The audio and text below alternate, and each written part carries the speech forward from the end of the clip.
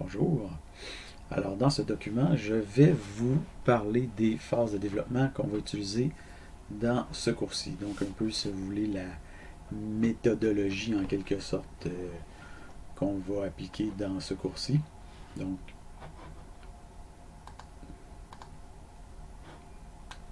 alors, vous avez ici un petit diagramme que, bon, c'est ça, en fait, petit rappel par rapport aux phases de développement. Donc, les phases et activités de développement qu'on va utiliser pour développer la première mouture de nos logiciels dans ce cours-ci, ça va être ce que vous avez ici. Donc, l'objectif, c'est de montrer typiquement ce qui devrait ou pourrait être fait dans un projet d'une ampleur intermédiaire, donc environ quelques semaines à plusieurs mois hommes. Quand on dit des mois hommes, là, des mois personnes, si vous voulez, peut-être je devrais changer le mot mois homme pour mois personne. Donc, notez que ces étapes-là sont overkill pour le petit projet école, en fait, qu'on fait ensemble, puis même ce que vous faites comme petit projet perso, même ça serait peut-être overkill d'avoir un truc comme ça, mais disons que c'est ça, pour un projet de taille intermédiaire, là, ça pourrait fonctionner. Là. Donc pour un petit projet, une approche ad hoc pourrait se faire.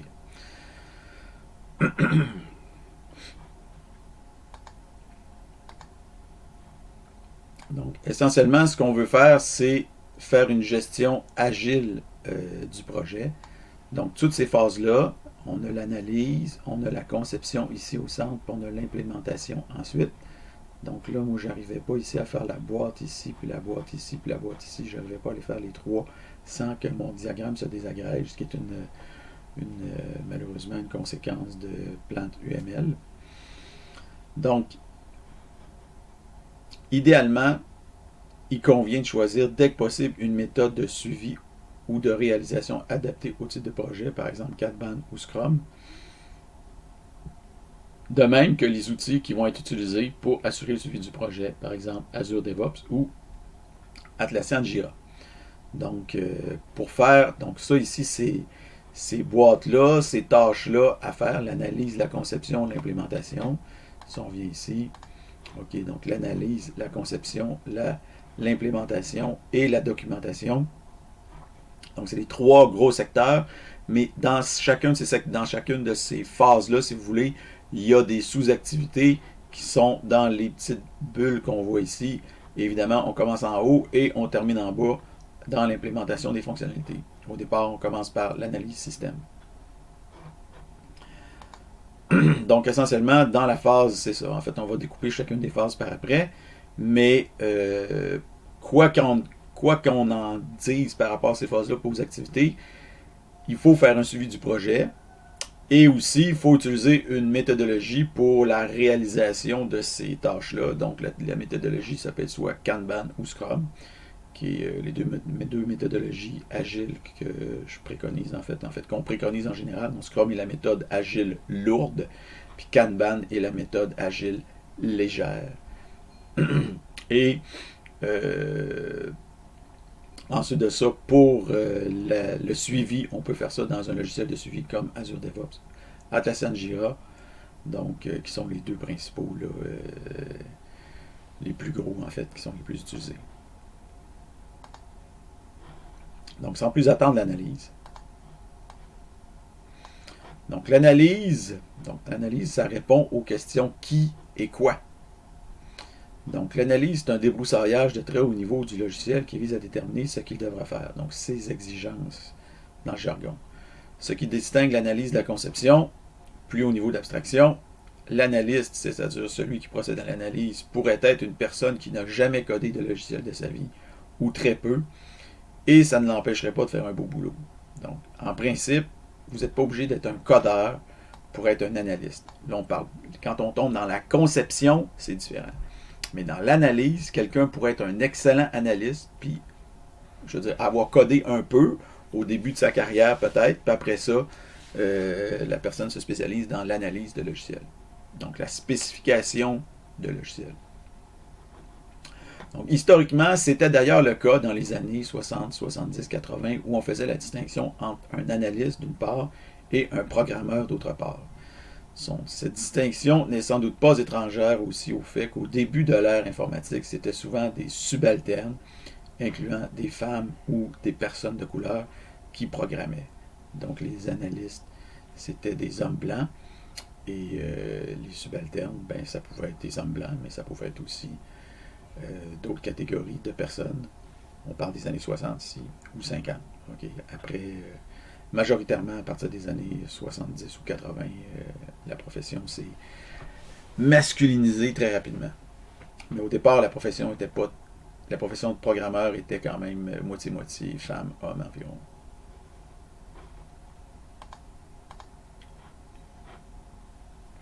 Donc, typiquement, on commence par une forme d'analyse système, par une forme d'analyse, pardon, on appelle ça ici l'analyse système. Donc, analyse système, récit, diagramme connexe et données. Donc, essentiellement dans l'analyse. Donc, l'analyse système, qu'est-ce que ça fait? C'est une description sommaire et informelle du système.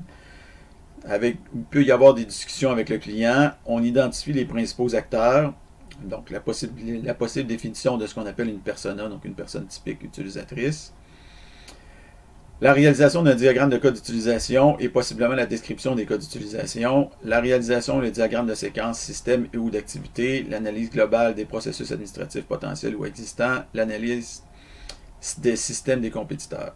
Et enfin, si on veut, ici, on ne l'a pas mis, mais une description, un peu comme celle que vous avez déjà faite pour, en fait, dans les semaines précédentes. Donc, certaines équipes agiles vont passer outre à cette phase-là et plonger directement dans les récits. Okay.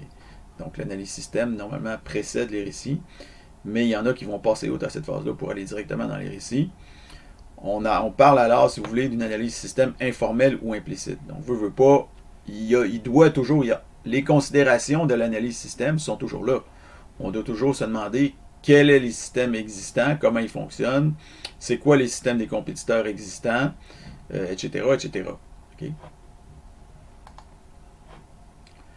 Ensuite de ça, on entre dans les récits utilisateurs. Donc, à partir d'analyse système, on peut rédiger les exigences ou spécifications du logiciel. Avec les méthodes agiles, cette spécification-là prend la forme de récit utilisateur. Il convient alors de circonscrire le produit minimalement viable pour définir la première itération du logiciel.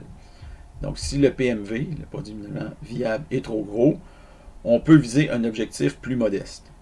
On peut aussi prioriser les récits avec, par exemple, la méthode Moscow. On va en parler plus tard. Au besoin, on se sert d'autres diagrammes pour nous aider à mieux comprendre et à cerner le fonctionnement du système, par exemple des flowcharts, des diagrammes d'activité, des diagrammes d'état, etc. Donc, nous, on va voir ces choses-là aussi. Donc, l'analyse des données, donc, après avoir fait les récits, les diagrammes connexes. Donc, ici, j'ai mis les récits, je n'ai pas mis de diagrammes connexes, mais les diagrammes connexes sont ici pour nous aider en lien avec les récits. On peut les faire pendant, après, pendant. Donc, ensuite de ça, l'analyse des données. Donc, une fois que le système a développé pour la première itération est correctement défini, on peut passer à l'analyse des données. Donc, en général, on procède à l'analyse des données externes dans un premier temps. C'est-à-dire, il y a deux, c'est-à-dire, c'est pas ça, je me suis trompé. Donc, il y a deux formes de modélisation de données. Il y a la modélisation des données externes au logiciel, puis il y a la modélisation des données internes au logiciel. Donc, les données externes, c'est les données qui vont être stockées dans des supports d'information, par exemple les bases de données. Donc, typiquement, si vous faites le cours de base de données, vous avez vu qu'on fait ça avec des diagrammes entité-association, par exemple. Ce n'est pas le seul moyen. On pourrait le faire avec UML aussi. En fait, UML, je n'en ai pas parlé, mais ce que vous voyez ici, c'est des diagrammes UML. On va en parler dans un prochain document. Mais, c'est ça. Aussi, on peut procéder à une analyse interne des données, donc les données telles qu'utilisées dans notre logiciel. Donc, à ce moment-là, on utilise ce qu'on appelle un diagramme de classe de données et on fait ça avec UML. Donc, on va voir très prochainement. Ensuite, on passe à la conception. Donc, la conception vise à répondre à la question « comment ». Donc, pas qui, pas quoi, qui fait quelque chose et qu'est-ce qui est fait. Donc là, c'est comment on le fait. Donc la conception permet de combler le fossé entre l'analyse et l'implémentation. Elle permet d'expliquer comment on va faire pour incarner les exigences logicielles pour les traduire en code informatique. Les individus spécialisés dans les activités de conception sont dits concepteurs, designers ou architectes. Donc l'architecte en particulier doit avoir une bonne connaissance et une expérience des activités de codage. C'est généralement l'apanage d'un développeur senior. Okay? Donc le lead développeur, le développeur senior ou l'architecte système. Donc celui ou celle qui conçoit la maquette peut être spécialisé. Donc ici la maquette. La maquette c'est un design si vous voulez. Donc cette personne-là peut être spécialisée en ergonomie logicielle ou alors en infographie par exemple. Donc, ce n'est pas nécessairement un codeur qui va faire ça, mais ça peut être un codeur. Donc, la maquette, donc dans les activités de conception, donc on part des données et à partir des données, on doit s'occuper la maquette, les technologies, donc élaborer les technologies qui vont être utilisées, l'architecture des données, l'architecture système et l'architecture logicielle. Donc, une fois que le système est spécifié et idéalement après avoir identifié les données, on peut procéder avec la définition plus ou moins grossière d'une interface utilisateur. Pour ce faire, on peut utiliser ces moyens. Donc, on peut faire une esquisse d'une interface sur papier ou dans un logiciel. Ça, on appelle ça un wireframe. On peut aussi produire en plus un diagramme d'état qui représente le schéma de navigation de l'interface. Ou alors, on peut carrément coder ou concevoir un prototype d'interface, par exemple, dans Visual Studio ou autre, comme Android Studio ou quelque chose comme ça. Donc ici, vous avez un exemple de maquette pour une page web typique ou une page de recherche, là, quelque chose comme ça. Okay. Donc c'est à ça que ça peut ressembler. Donc ça, c'est sûr que ça serait une esquisse grossière, donc un wireframe.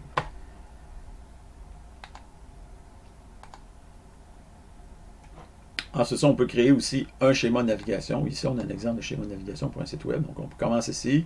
On tombe sur la page principale, donc Main Page. Lorsqu'on n'est pas logué, donc Not Logged In.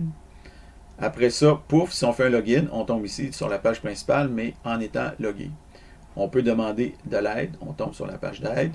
On peut aller voir les statistiques. On tombe dans la page statistique. On peut ici se quitter, en fait, se déconnecter et on revient à la page de login. On pourrait carrément quitter le site web, donc on tombe ici dans une fin de processus, donc ça s'arrête là. Donc ça, c'est un diagramme d'état et on va voir un peu comment utiliser ce genre de diagramme-là plus loin dans le cours. Et vous comprenez le principe ici de navigation d'une page à une autre, des actions qu'on peut faire pour passer d'une page à une autre.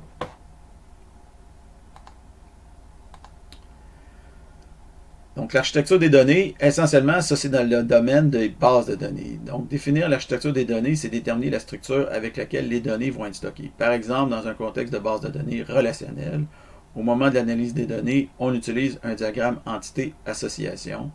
Par la suite, pendant la conception, il faut produire un schéma relationnel, donc avec des tables, des champs, des types, des contraintes, des clés primaires, des clés secondaires, effectuer certaines normalisations, dénormalisations, etc. Donc, le genre de choses que vous faites en BD2. Les technologies, donc parallèlement à la définition rudimentaire de l'interface, la maquette, de l'architecture des données, puisque la portée du logiciel est maintenant claire suite à la phase d'analyse, on peut arrêter certaines décisions technologiques fondamentales pour la suite du développement. Donc, on doit en quelque sorte répondre à ces questions-là. Donc, quel type d'application on va faire? Est-ce qu'on va faire une application monolithique, standalone, une application client-serveur, une application collaborative? L'hébergement, les technologies côté serveur, s'il y a lieu, est-ce que ça va être nos serveurs? Est-ce que ça va être dans le cloud? Est-ce que ça va être des conteneurs, etc.? Quel service de paiement on peut utiliser? S'il y a de la vente en ligne? Le stockage externe des données, aucun. Sur fichier, base de données. Quelle base de données? Quelles plateformes vont être supportées du côté client? Les desktops, les plateformes mobiles, autres, télé, montre, Internet des objets. Quelle solution spécialisée? Donc peut-être qu'il existe déjà un logiciel qui fait exactement ou quasi exactement ce qu'on veut faire. En général, c'est beaucoup moins onéreux de modifier un logiciel existant que de partir de zéro. Donc le logiciel le plus économique, c'est celui qui existe déjà. Donc aussi, il faut faire attention à la captivité technologique. Par exemple, Excel, Access, SAP, WordPress, etc. Donc ça, c'est... Vous pouvez, disons, développer des fois rapidement des applications en utilisant ces outils-là, comme Excel, Access, SAP, WordPress, etc.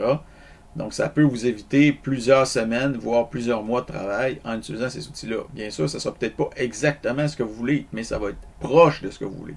Ça, vous pouvez atteindre 90% de ce que vous voulez, puis votre client peut être entièrement satisfait avec ces outils-là. Donc, si vous pouvez utiliser ces outils-là, ben, let's go, faites-le. Et bien sûr, ça se peut que vous soyez, si ça ne correspond pas à ce que vous voulez, ben là, vous peinturez dans le coin. Là. OK? Donc, si Excel ne fait pas tout ce que vous voulez faire, ben, ou que ça devient trop compliqué, ben là, vous allez vous peinturer dans le coin. Est-ce qu'il y en a des logiciels Excel qui sont peinturés dans le coin? Oui. Donc, mais Excel, je veux dire, il y a des... Ça paraît pas, mais il y a énormément de choses qui sont faites dans Excel qui serait peut-être mieux d'être fait ailleurs, mais il y en a beaucoup qui sont faites dans Excel, puis qui c'est bien que ce soit fait avec Excel, puis pas avec des logiciels. Donc, il y a des choses, des fois, qui sont faites dans le logiciel, puis qui devraient être faites en Excel. Donc, Excel, c'est un outil extrêmement puissant. Bon, Access, c'est une autre paire de manches. Je pense que cet outil-là, peut-être avait plus sa raison d'être là, au début de l'ère informatique, mais là, maintenant, avec... ça a un peu moins de charme que ça pouvait en avoir. Donc, quels frameworks vont être utilisés si vous comptez utiliser des frameworks? Est-ce que vous voulez utiliser, par exemple, React ou ce genre de choses-là? OK. Quelle librairie vous voulez utiliser? Est-ce que, par exemple, vous allez utiliser, je ne sais pas moi, une librairie de... Par exemple, si vous faites une page web, vous pourriez utiliser... voyons, comment ça s'appelle déjà, en tout cas. Les noms ne me reviennent plus, là. Donc, quel langage vous allez utiliser pour coder? Quelle approche de développement vous allez utiliser? Un pipeline de production, une intégration continue, etc. Comment vont être stockées les données externes par sérialisation JSON, XML, base de données, relationnelle, NoSQL, etc. Okay? Donc, c'est toutes des décisions qu'il faut prendre. Puis là, normalement, avec tout ce qui a été fait avant, ces décisions-là, on est capable de les arrêter.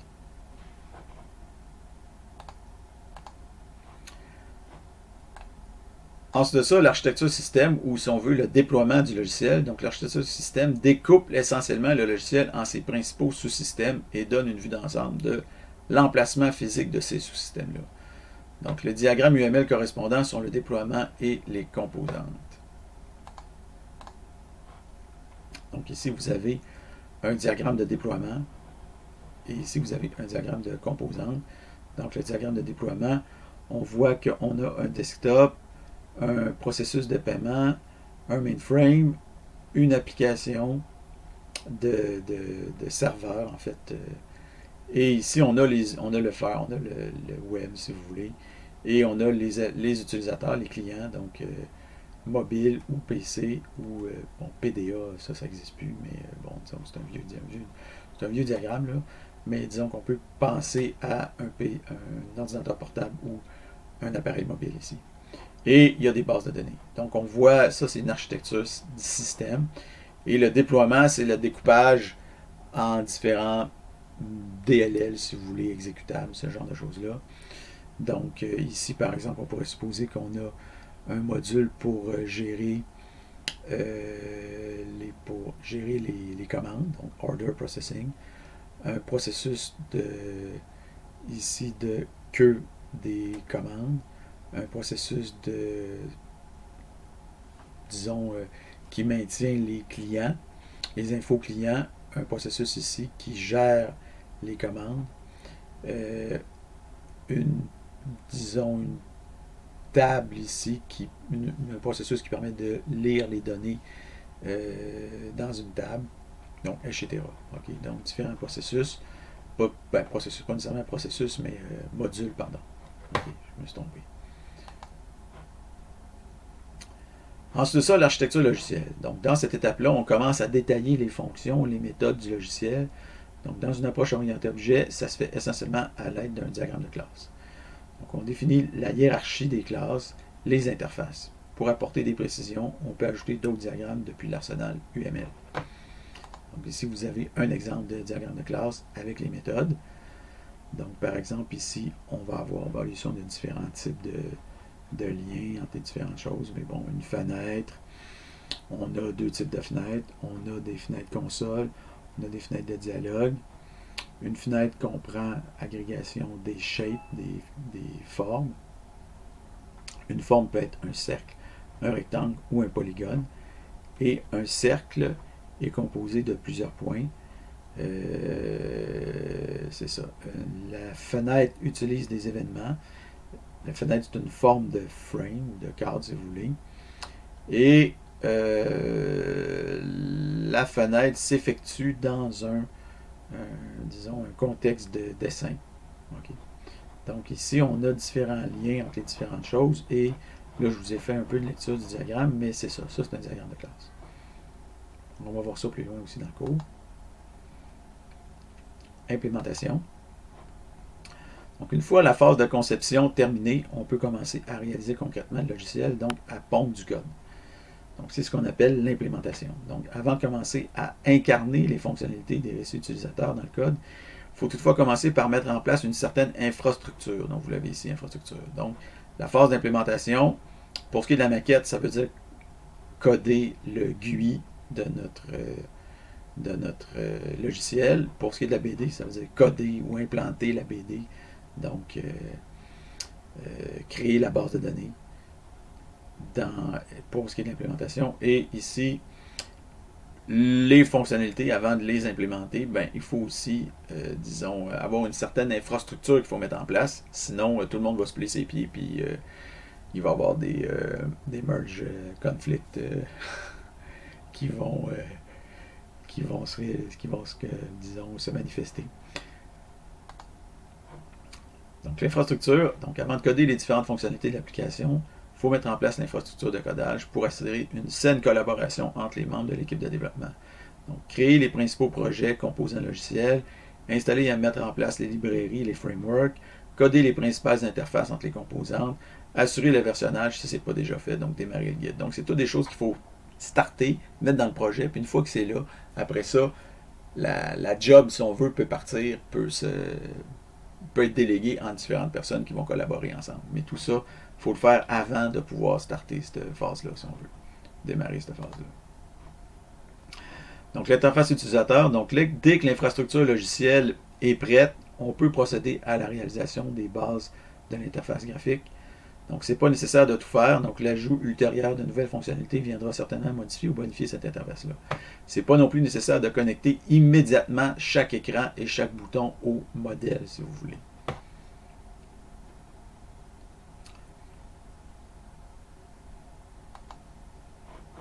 Donc, dès que l'architecture des données est complétée, que le choix technologique est arrêté sur le type de BD ou de système de gestion de base de données spécifique utilisé, on peut procéder à l'installation du GBD, si nécessaire, et à la mise en place de la base de données dans ce contexte-là, et possiblement l'ajout de jeux de données bidons pour les tests, par exemple.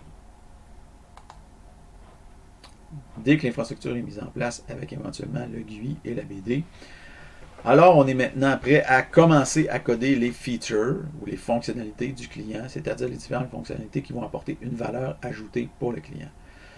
Tout ce qu'on a fait avant n'avait en quelque sorte aucune utilité directe pour lui. Donc le travail productif, entre guillemets, le travail visible pour le client peut enfin commencer. Donc tout ce qui était avant pour lui, c'est du vent. Ça veut rien, ça veut, bon, c'est ça, c'est du vent. Le GUI, il va être bien content de le voir. S'il se laisse impressionner, il va dire, wow, le logiciel est fini. Non, le logiciel vient juste de commencer. Mais, je veux dire, la vraie affaire, ça commence ici. OK? Donc, le codage des multifonctionnalités. Finalement, la documentation.